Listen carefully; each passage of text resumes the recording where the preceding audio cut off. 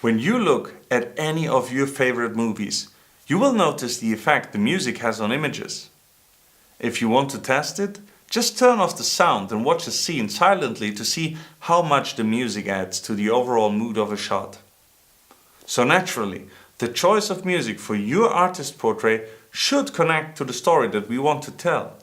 And that's what I'd like to talk about in this chapter. First of all, there should be a script of music from the beginning to the end. Which piece ends where? And what comes after that? Avoid prolonged silences, as the absence of music draws attention to itself, and ultimately your music is the real protagonist of the whole story. So let's showcase as much as possible of it. Therefore, whenever a track ends, I fade in some other music to set the mood for a certain section. Silences can be placed strategically, but as I said, they are very obvious and draw attention to themselves. But let's talk about the music choices. In the chapter about locations, I already described how the choice of location will have an effect on the story itself, and that is even more the case with music. When you choose upbeat music but your text is very serious, then it's most likely not going to blend very well. Night, sleep, death, and the stars. The same goes the other way around. And the best moments, but the best moments, are when you press play on a recording and you feel the light in the room changes. It's bizarre.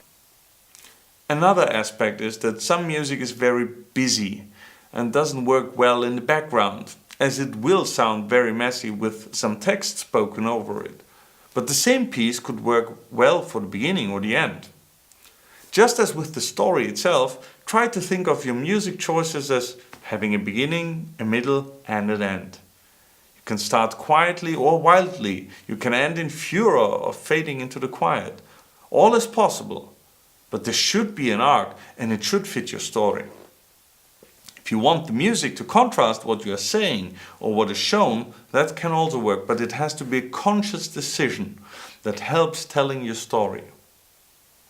One thing I would warn against, however, is too short music fragments. Fading in and fading out is always the tricky part, and in some music especially it can be very jarring.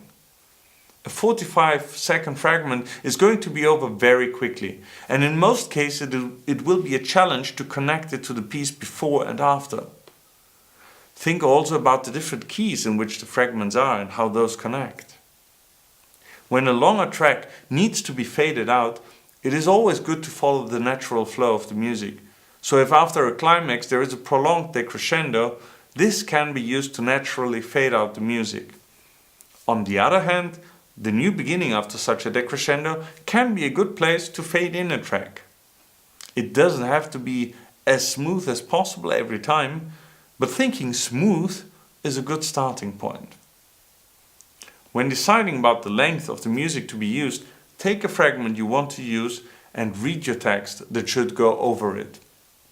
Not only will you learn how long the music fragment should be, it will also give you insights about where your text might have problems, like when you touch negative subjects that don't fit the music.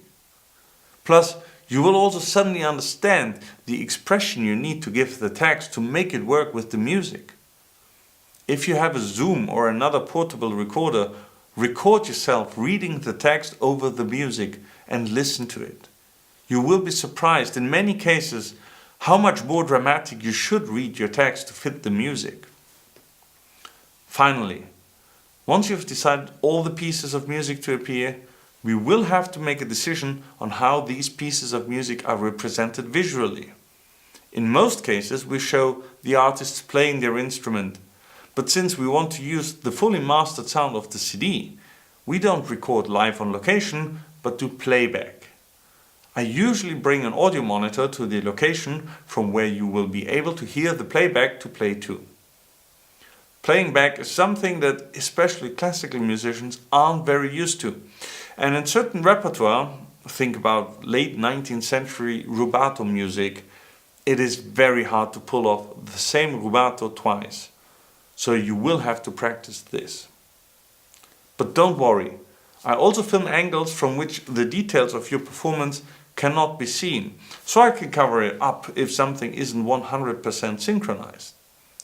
I understand the difficulty of being exactly synchronized with music that isn't strictly metronomical, but ultimately it will depend on your own preparation. Sometimes the playback is so approximate that even with lots of shifting afterwards, I cannot cover it up completely. I do, however, take some pride in trying to make the playback as synchronized as possible, so if a fragment is not completely in sync, it's probably because the playback just wasn't performed synchronized enough. In some cases, I also film during recording sessions, which brings its own set of challenges. Since I cannot film every single take, and most recordings are edited from several takes, I will often end up with a take that isn't exactly like what's on the CD. That's why we at Odradek usually advise against filming during recording sessions, because the materials never quite line up, it is very stressful for everybody involved, and due to having to be quiet, it is very hard to get good visual material. A few tips to keep in mind. Playback should always be memorized. It just looks better on video than having a score, which can often cover the view of the artist's face or the instrument, etc. Practice the playback with earphones or loudspeakers at home. If you play a very loud instrument, try to also practice playing soft without making it look soft.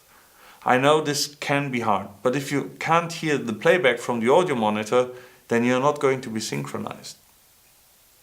Another option could be to memorize your interpretation of your CD. This takes a long time and dedication, but is certainly the best possible way to prepare. Do in any case take enough time to get into the feeling of some of those tracks. Especially with slow movements, artists are often surprised by how slow they actually played in the recording session. These extremes are a result of dedicating yourself for a week to only recording this music and doing it over and over again. If you want to recreate this weeks or months later, you need to give yourself some time to get back into the mood of that moment. If we don't show you performing, that's fine. But then we need to think of another visual story to tell. Showing the same interview shot for a minute is usually rather boring. To summarize, think of music as an essential part of your story to set the mood and to even determine the content of your story. The duration of the music fragment usually determines the length of the complete video. Let the music influence your story and your inflection when delivering your lines. The music fragments shouldn't be too short. Also make sure that there is enough room before and after the fragment to fade in and out.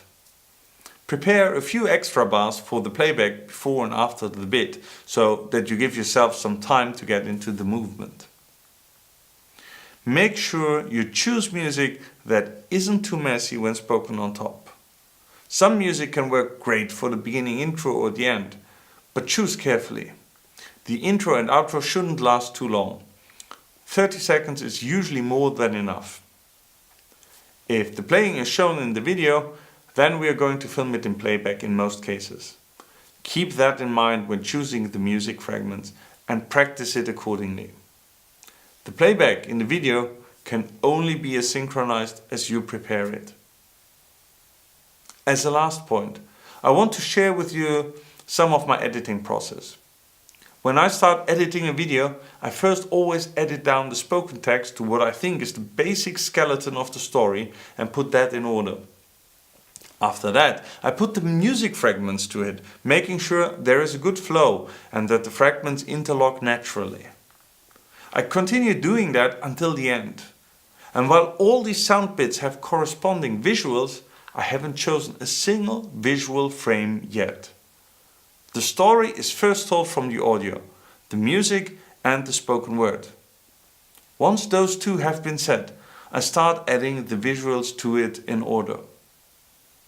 I encourage you to think of your story in a similar way. Think of the music that goes with your words and combine those in your mind. Take the time to see how long it takes to read your text, when you want the music to fade out, etc. It will help you to find out up to which point you have to prepare your playback. The more you plan it in advance, the less time you'll waste later practicing unnecessary sections for the playback. The choice of music was the third main pillar of pre-production, next to the story and the location. Once we've worked out all these things, it's time to practice them. The next section will give you a brief overview of what to expect on the day of the shoot itself and afterwards. See you then.